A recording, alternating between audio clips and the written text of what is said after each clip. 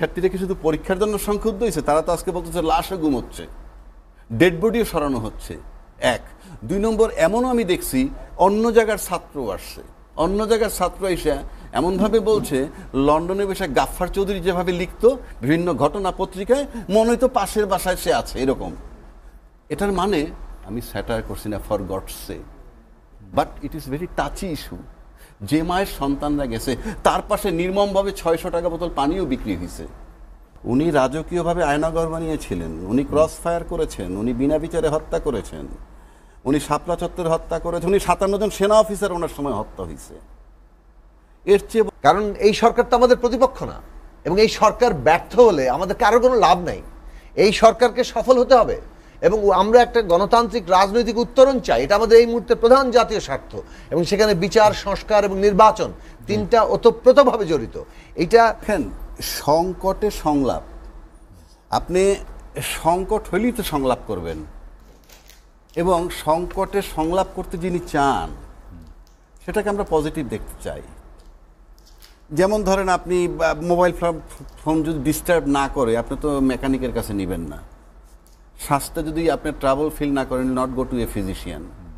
তো উনি সংকটে পড়লে যাবে। বাট প্রশ্ন হচ্ছে এই, উনি একজন absolutely non political person, but he is dealing with the politicians.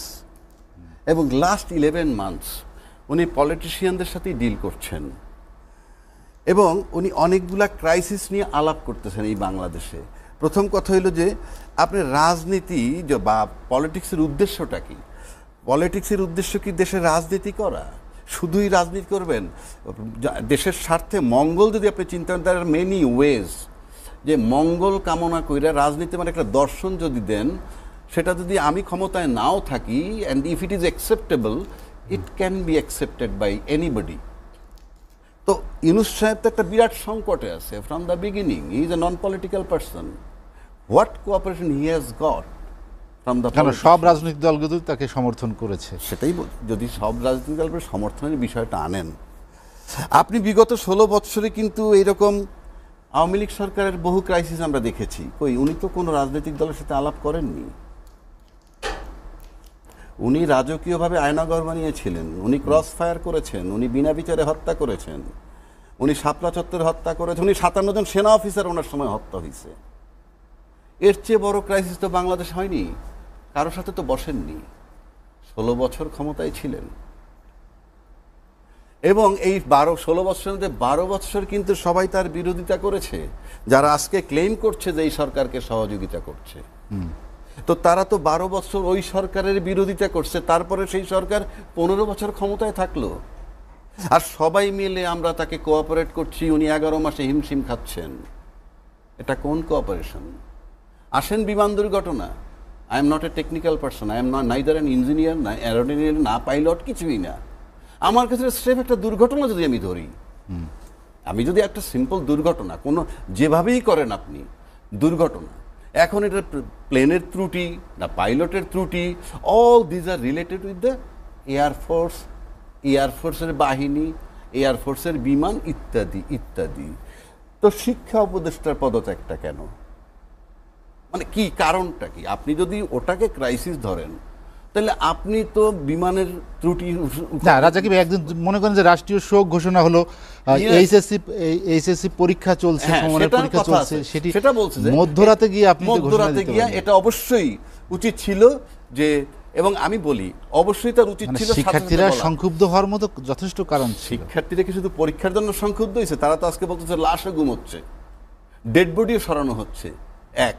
দুই নম্বর, এমনও আমি দেখছি অন্য জায়গার ছাত্র আসছে, অন্য জায়গার ছাত্র এসে এমনভাবে বলছে লন্ডনে বসে গাফফার চৌধুরী যেভাবে লিখতো বিভিন্ন ঘটনা পত্রিকায়, মনে হয়তো পাশের বাসায় সে আছে, এরকম। এটার মানে আমি স্যাটায়ার করছি না, for gods sec, but it is very touchy issue. যে মায়ের সন্তানরা গেছে তার পাশে নির্মমভাবে 600 টাকা বোতল পানিও বিক্রি হয়েছে। This is Bangladesh. 300 টাকা বিক্রি হয়েছে হাফ লিটার, 600 টাকা বিক্রি 1 লিটারে পানি। মানে আমাদের মানসিকতাটা কোথায় চলে গেছে? এগুলো আপনি কি দিয়ে ঠিক করবেন? আপনি যদি চিন্তায় সৎ না হন, মেন্টালি সৎ না হন, ইন্টারনালি সৎ না হন, আপনি এগুলো ঠিক করতে পারবেন না, কখনোই পারবেন না। আরেকটা জিনিস আমি আপনাকে বলি, এই যে সরকার ব্যর্থ, অ্যাবসলিউটলি ব্যর্থ, আমি বলতে চাই সরকার ব্যর্থ, এবং ব্যর্থ আমরা সবাই কোঅপারেট করতেছি, তারপরে সে ব্যর্থ। আপনি যদি বিগত সরকারের দিকে তাকান, আমার ব্যক্তিগত ওপিনিয়ন এটা, যে বিগত সরকার যাকে পতিত সরকার হয়েছে তাকে আমি বলি তার জনগণ ছিল 15 থেকে 16 লক্ষ বাংলাদেশে। এই 15-16 লক্ষ কারা?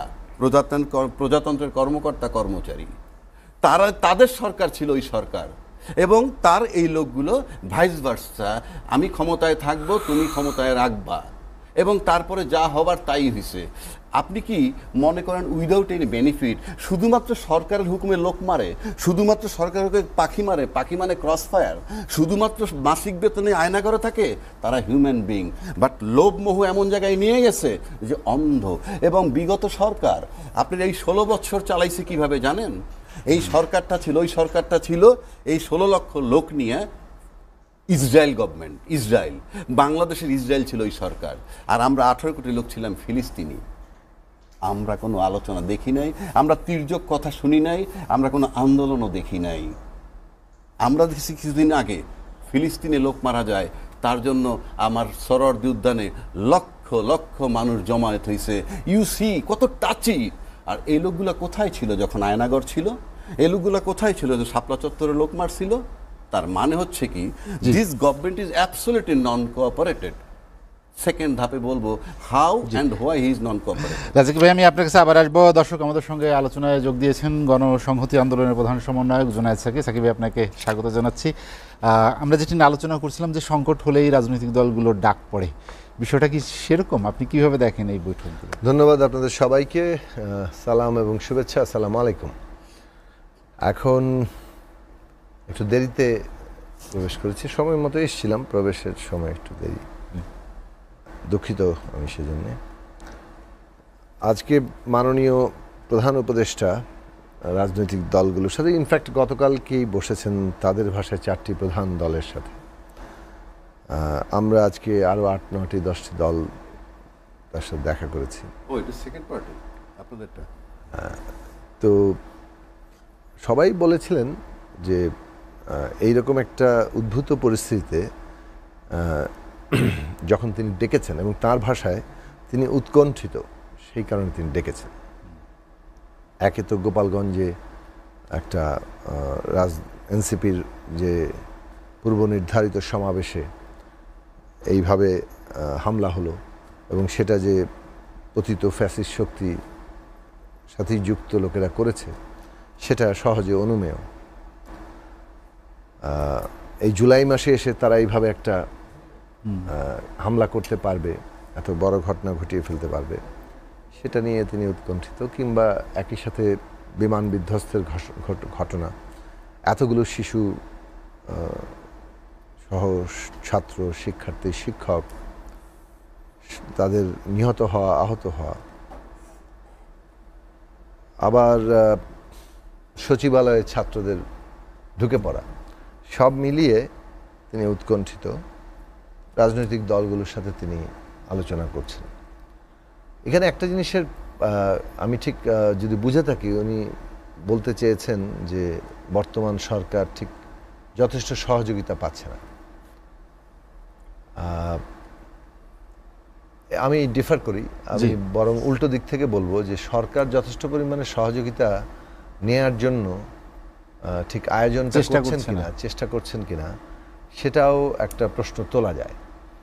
কারণ আজকে মাননীয় প্রধান উপদেষ্টাকে আমরা এটা স্মরণ করিয়ে দিয়েছিলাম যে 13ই আগস্ট আমরা কতগুলো বিষয় আপনার সাথে আলাপ করেছিলাম। এক তো হচ্ছে যে তাদের আশু কতগুলো কর্তব্য আছে, যেগুলো বলতে পারেন যে এখনও বেশ প্রশ্নের মুখে।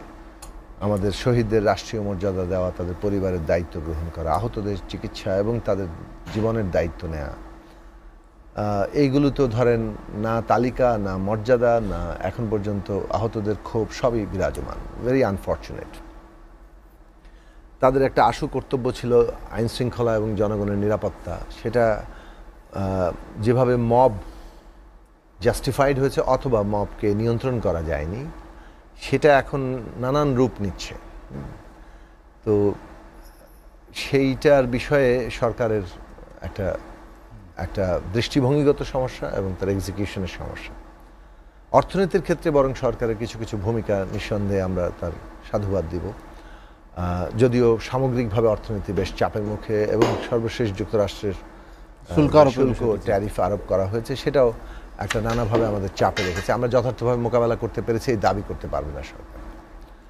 অন্যদিকে তাদের দীর্ঘমেয়াদী যে কাজ ছিল বিচার, সংস্কার এবং নির্বাচন, সেই ক্ষেত্রে বরং তাদের অগ্রগতি অনেক ভালো।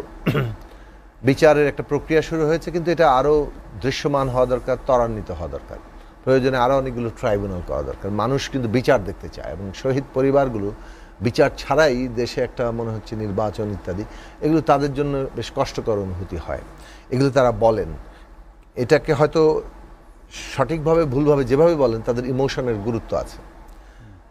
সংস্কারের দিক থেকে আজকে একটা ঐতিহাসিক দিন, যেমন আরো কয়েকটি ঐতিহাসিক নির্বাচন কমিশন গঠনের ক্ষেত্রে নির্বাচন কমিশন বলতে পারেন যে নিজের কথা একটু বলি, গত 2015 সাল থেকে প্রায় এককভাবে রাজনৈতিক দলের পক্ষ থেকে সাংবিধানিক পদগুলোতে একটা সাংবিধানিক কমিশনের মাধ্যমে নিয়োগ, সরকার, বিরোধী দল এবং বিচার বিভাগের প্রতিনিধিদের সমন্বয়ে, এর জন্য আমরা কথা বলেছি, লড়াই করেছি দলগতভাবে। সেটা আমরা গণতন্ত্র মঞ্চে এনে দাঁড় করাতে পেরেছি। আমরা অন্যান্য যখন জোটে কাজ করেছি এবং সর্বশেষ 31 দফাতেও এটা আমরা অনেক লড়াই করেছি, যদিও পুরোপুরি ঐকমত্য আমরা প্রতিষ্ঠা করতে পারিনি।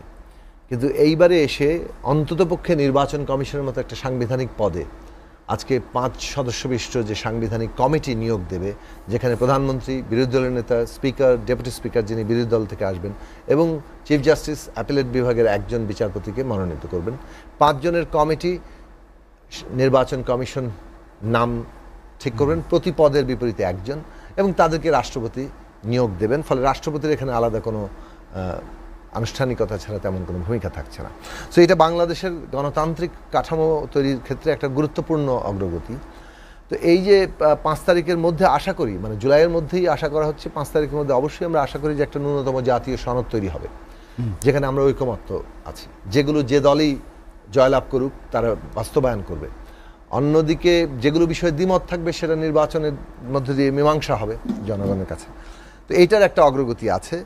এমনকি নির্বাচনের প্রশ্নেও সরকার ইতিমধ্যে ইঙ্গিত দিয়ে দিয়েছে। আশা করা যায় 5 তারিখে কিংবা খুব অল্প সময়ের মধ্যেই আমরা নির্বাচনের তারিখ আরও সুনির্দিষ্টভাবে পাব।